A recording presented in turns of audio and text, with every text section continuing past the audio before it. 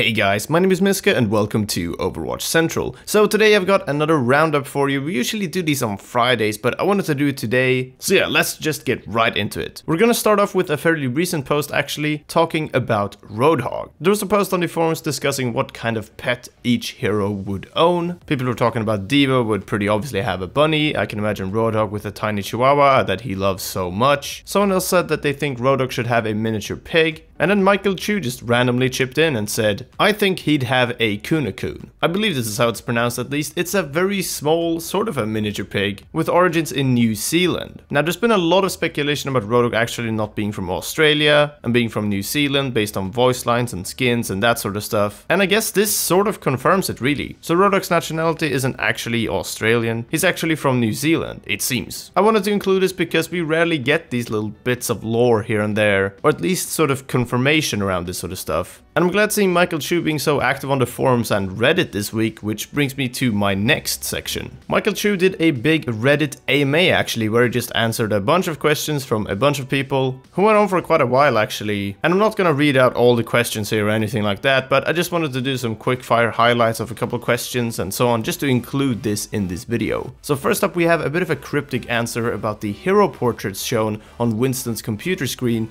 in the Recall short. This was the first animated short, you might remember it, it's quite a while back. But yeah, a bunch of pictures were shown on Winston's monitor, and a lot of people started speculating that these might be future heroes or something. A Redditor asked Michael Chu if the teased heroes in the Recall short would still be relevant to this day, or due to all the changes in the development and lore we should look at something else. Michael Chu said, you can definitely keep looking at them, who knows what the future holds. A little bit cryptic but interesting regardless. I know some of you guys out there really like to speculate about future heroes and that sort of stuff, so yeah, keep looking at them, apparently. Also on top of that, someone asked about the family that Reaper was looking at in the Reflections comic, and Michael Chu chips in and says that it's not just a random family. Interesting. If you want to read more, then check out the whole AMA via the link in the description below. There are a lot of answers in there, and whilst there's some stuff that you might not be interested in, I feel like the AMA overall is definitely worth a read. Next up, I just wanted to highlight real quick that the Heroes of the Storm 2.0 Nexus challenge is on its last week now, and you can actually get 10 free loot boxes if you do complete it. I'll leave a link in the description below to more details around that.